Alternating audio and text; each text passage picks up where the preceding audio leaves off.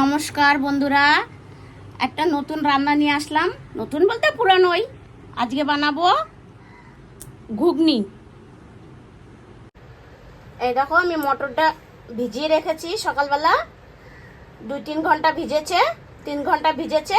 আর নিয়েছি আলুগুলো ছোট ছোট করে কেটে একসাথে ঘুগনির সাথে দিয়ে একবারে কুকারে সিদ্ধ করব। দেখতে থাকো। এই দেখো, আলুটা দিয়ে দিয়েছি, নুন হলুদ দিয়ে দিয়েছি। এবার কুকারটা বন্ধ করে দেবো, ঢাকনটা।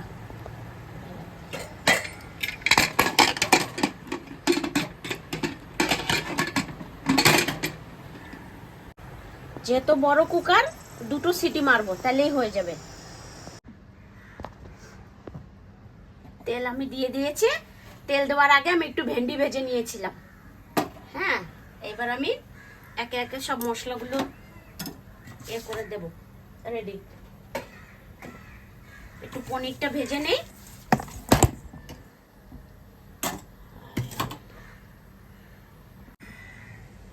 পনিরটা দিয়ে দিচ্ছি আমি।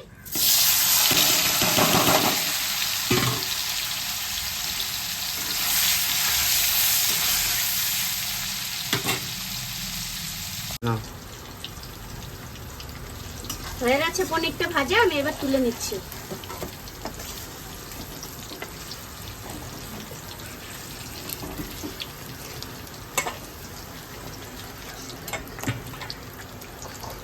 একটু সিদ্ধ হয়ে গেছে।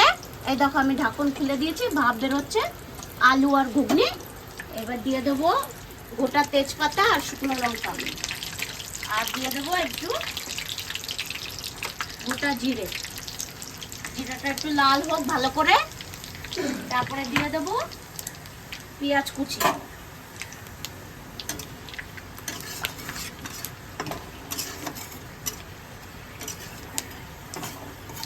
এবার পেঁয়াজটা দিয়ে দিচ্ছি। এখানে আমি 3টে পেঁয়াজ নিয়েছি।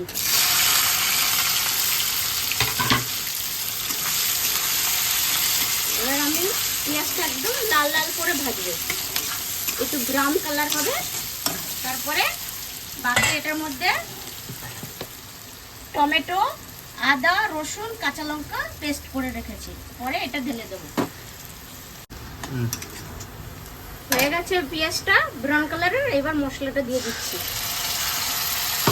একটু মিক্সির বাটিটা দিয়ে জল দিয়ে দেবো।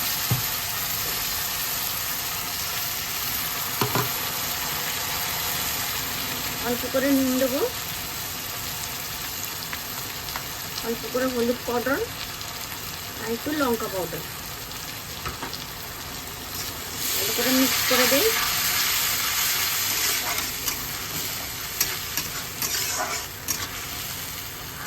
এবার এখন এটা ভালো করে কষাতে হবে মশলাটা। একটু ঢাকা দিয়ে দিই।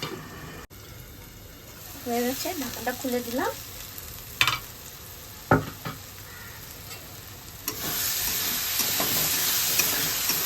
একদম মশলা দিয়ে তেল ছাড়ছে, কষানো ভালো করে হয়ে গেছে। এই দেখো, এবার এটা ঢেলে দিই পনিরটা।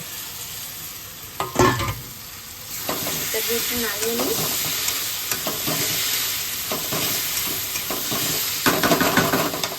এবার আমি ঘুগনিটা ঢেলে দেবো।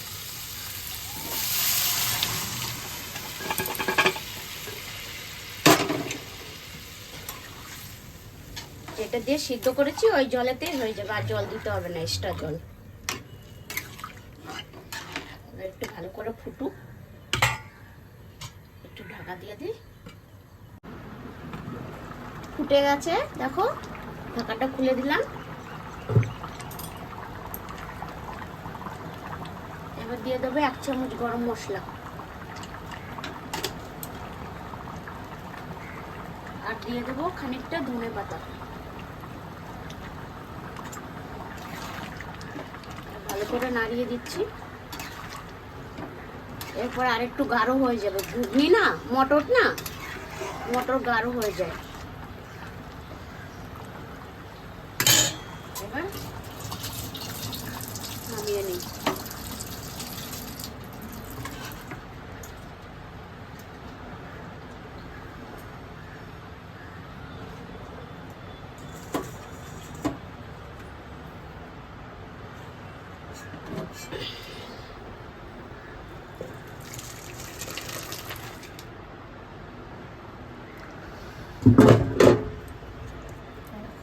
কত সুন্দর হয়েছে। এরকম ঘরে বানাবে। উপর থেকে একটু ধনেপাতা দিয়ে দিই।